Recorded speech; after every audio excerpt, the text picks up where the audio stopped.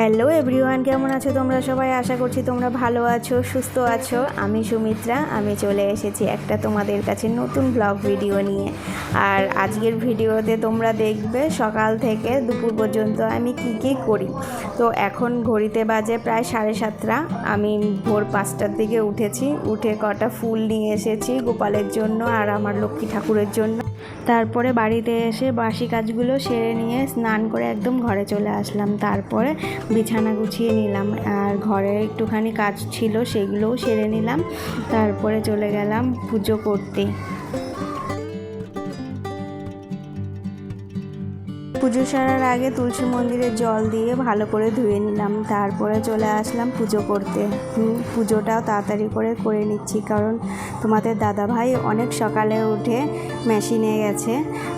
তো ওর প্রচণ্ড খিদে পেয়ে গেছে আর চা করার জন্য বলছিল যে আমার প্রচণ্ড খিদে পেয়েছে, তাড়াতাড়ি চা নিয়ে এসো। তো পুজোটা তাড়াতাড়ি করে দিয়ে নিলাম। তারপরে চলে আসলাম চা করতে। তো চাটাও এখন বলে না যে তাড়াতাড়ি করতে গেলে তাড়াতাড়ি হয় না, ওই জন্য তাড়াতাড়ি হচ্ছেও না। তাই একটুখানি বসে থেকে তারপরে তাড়াতাড়ি করে চাটা করে নিয়ে আগে মেশিন ঘরে দিয়ে আসলাম। তো তারপরে চলে আসলাম এখানে রান্নার এইখানে। তো আজকে হচ্ছে শনিবার, আজকে নিরামিষ হবে। আমি সকালে ভাত আর দুপুরের ভাত একসাথেই করি, সেটা কাঠে করি, কারণ যদি একটু গ্যাসটা কম শেষ হয় তাই বলে কাঠেই করে নিই ভাতটা, কারণ ভাত করতে অনেকটা টাইম লাগে।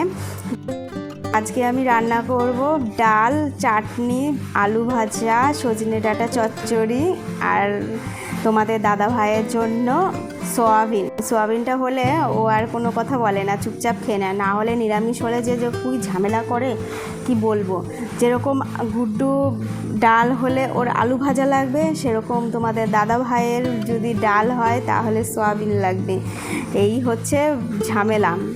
তো তাড়াতাড়ি ঝটপট করে রান্নাটা সেরে নিলাম, কারণ ওইদিকে ঘরে আমার একটু কাজ আছে।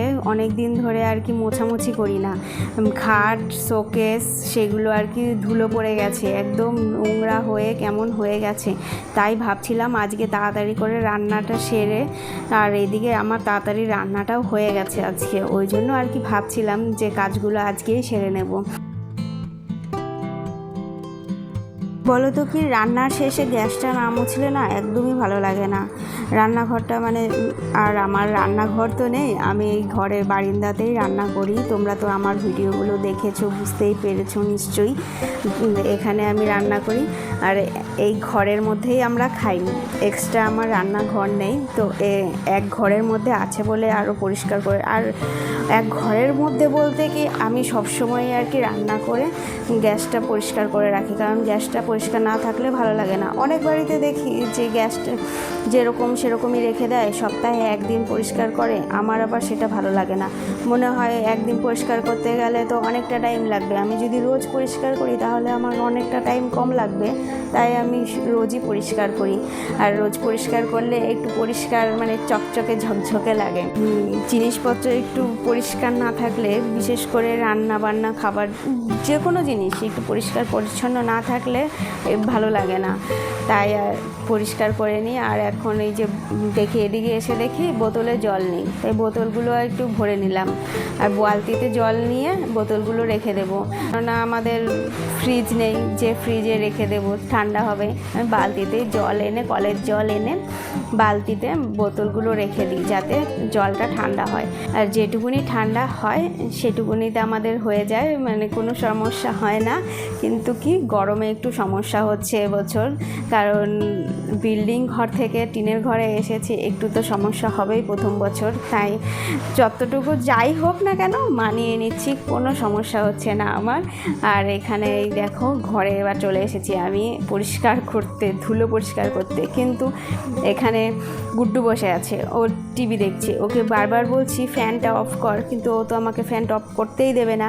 এবার ফ্যান যদি অফ না করি তাহলে ধুলো পরিষ্কার করা, নোংরা পরিষ্কার করা করার কি মানে, ও তো সেই উড়ে উড়ে ঠিক আবার জায়গা মতোই চলে যাবে।